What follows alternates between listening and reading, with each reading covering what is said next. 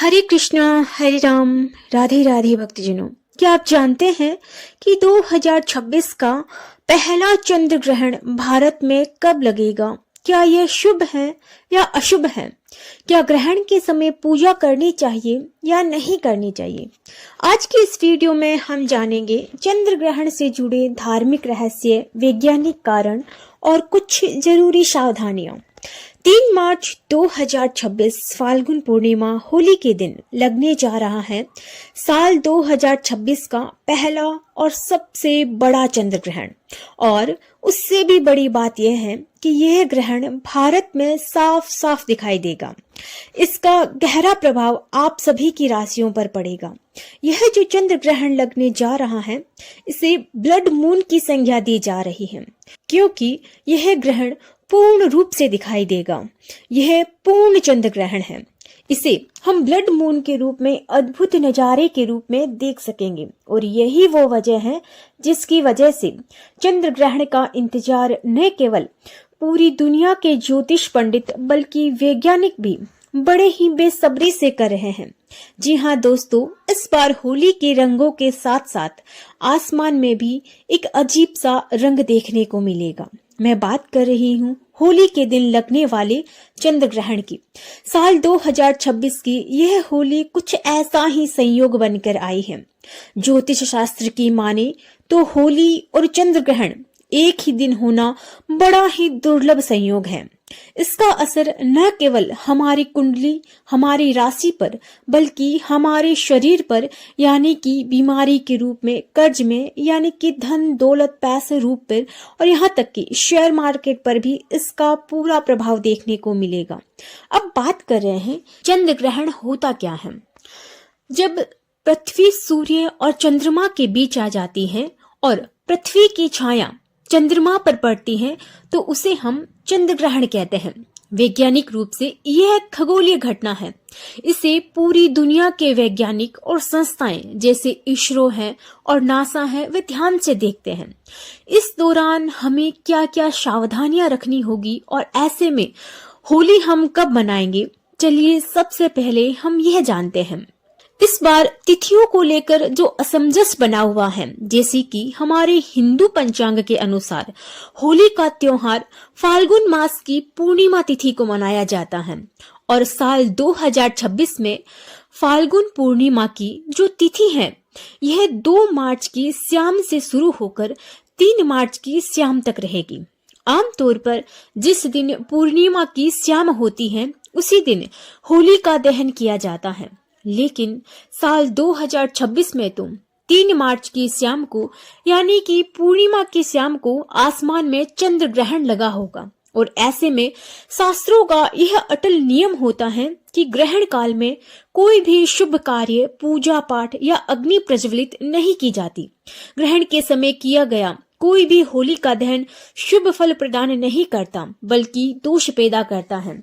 तो फिर होली का दहन कब किया जाए? तो देखिए, ज्योतिष और पंचांग की जानकारी के अनुसार इसका सटीक हल यह निकलता है कि 3 मार्च 2026 को लगने वाला जो चंद्र ग्रहण है, जो कि भारत में भी दिखाई देगा, यह दोपहर में 3:20 से शाम की 6:47 तक रहेगा। तो ऐसे में या तो हम 2 मार्च की रात के समय होली का दहन कर लेंगे या फिर 3 मार्च को 6:47 के बाद से जब सूर्य ग्रहण समाप्त हो जाएगा तो पूर्ण तरीके से शुद्धिकरण करने के बाद भी होली का दहन कर सकते हैं। अब जो लोग 2 मार्च को होली का दहन करना चाहते हैं, उनके लिए एक और बाधा है और ये बाधा ये है कि 2 मार्च को शाम होते ही भद्रा लग जाएगी और आप सभी जानते हैं कि भद्रा काल में होली का दहन करना विनाश काले विपरीत बुद्धि जैसा माना जाता है। भद्रा में किया गया होली का दहन परिवार, समाज और हमारे भारत देश के लिए पूरी तरीके से अशुभ ही होगा। इसीलिए हमें भद्रा खत्म होने का इंतजार करना होगा।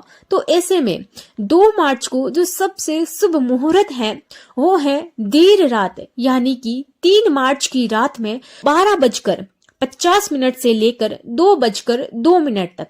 इस समय भद्रा समाप्त हो चुकी होगी। लगभग 1 घंटा और 12 मिनट का समय होगा। इस समय आप पूरी श्रद्धा और विधि विधान से होलिका दहन कर सकते हैं।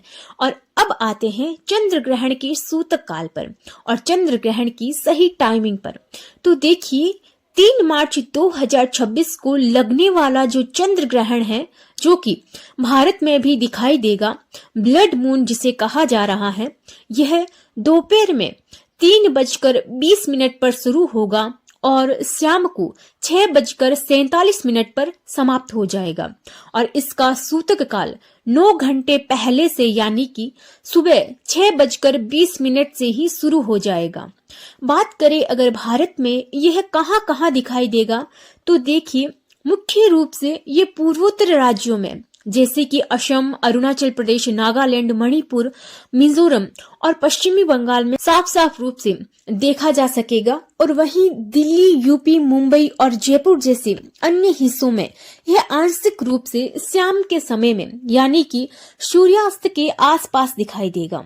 और यह एक ब्लड मून होगा, यह एक पूर्ण चंद्र ग्रहण होगा, जिसे खगोल शास्त्र के हिसाब से इसे ब्लड मून कहा जा रहा है। यानी कि इस समय जो चंद्रमा है यह पूर्ण रूप से लाल रंग में दिखाई देगा। और चूंकि यह ग्रहण भारत में दिखाई दे रहा है, इसीलिए इसका सूतक काल भी मान्य होगा और इसके सभी नियम भी मान्य होंगे। तो प्रिय भक्तों, आप सभी से मेरा निवेदन है कि इस वीडियो को लाइक और शेयर जरूर करें। और ग्रहण का सबसे ज्यादा प्रभाव गर्भवती महिलाओं, बच्चों और बूढ़ों पर पड़ता है। इसीलिए इस दौरान गर्भवती महिलाओं को कोई भी चीज काटनी पीटनी नहीं चाहिए। सुई धागे का प्रयोग बिल्कुल भी वर्जित है। और इस दौरान कढ़ाई बुनाई भी नहीं करनी चाहिए और ना ही खाना बनाना चाहिए और ना ही खाना चाहिए। इस दौरान अपने पेट पर गेरू या फिर गाय के शुद्ध गोबर का लेप भी गर्भवती महिलाओं को जरूर ही कर लेना चाहिए। हो सके तो एक नारियल को अपने पास में गर्भवती महिलाएं लेकर बैठ सकती हैं। आवश्यक ना हो तो परिवार के किसी भी सदस्य को ग्रहण काल के दौरान अपने घर से बाहर नहीं निकलना चाहिए, क्योंकि इस दौरान ब्रह्मांड में नकारात्मक शक्तियां हावी होती हैं, तो एक्सीडेंट वगैरह होने के चांसेस ज्यादा बढ़ जाते हैं। तो जितना हो सके अपने घर पर रहें और सुरक्षित रहें। और इस दौरान मंत्रों का जाप करते रहें और सूतक काल के दौरान ही खाने पीने की सभी वस्तुओं में तुलसी दल या डाब जरूर ही डाल देना चाहिए, क्योंकि तुलसी में मयूरी होती है जो कि ग्रहण के प्रभाव को हावी नहीं होने देती। तो सूतक काल और ग्रहण काल के दौरान हमें इन नियमों का पालन जरूर करना चाहिए। और सनातन धर्म में चंद्र ग्रहण को बहुत महत्वपूर्ण माना गया है। इस समय भगवान का नाम, मंत्र जाप और ध्यान करने से 1000 गुना फल मिलता है।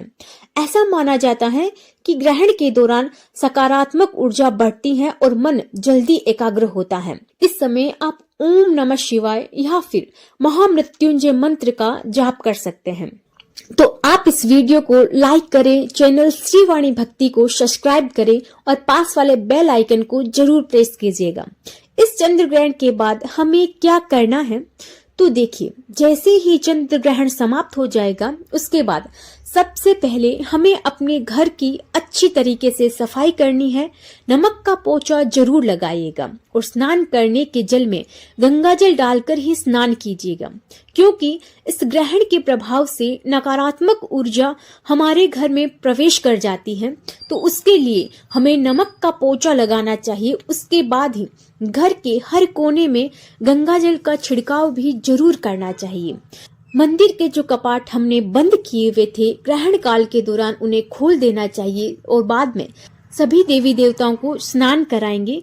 उसके बाद चंद्र ग्रहण के बाद जितना हो सके सफेद वस्तुओं का दान करें, जैसे कि शक्कर का दान हो गया, चावल का दान, सफेद वस्त्रों का दान, या अगर आप चांदी का दान कर सकते हैं तो उसका दान करना चाहिए। इस तरीके से दान करने से जो भी दोष हम पे लगे हुए हैं वे पूरी तरीके से हट जाएंगे। तो ये थी संपूर्ण जानकारी होली पर लगने वाले चंद्र ग्रहण की। हरे कृष्ण, हरे राम।